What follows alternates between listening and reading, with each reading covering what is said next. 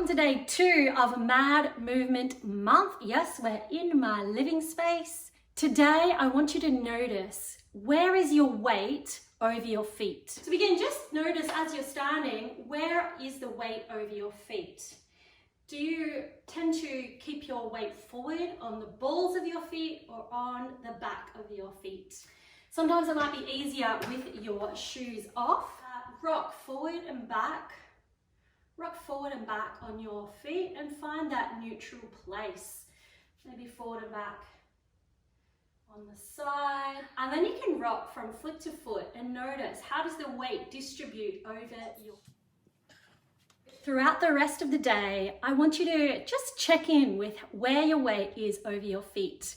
Make sure you're subscribed to this channel and check out all 30 movement tips I'm sharing with you this week for Mad Movement Month.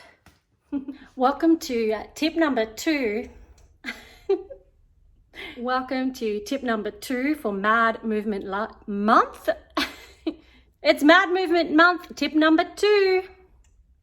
Tip number 2 for Mad Movement Month. And yes, we're in my living space. I don't have dining room chairs. I have stools, random stools, because I'm revamping my chairs.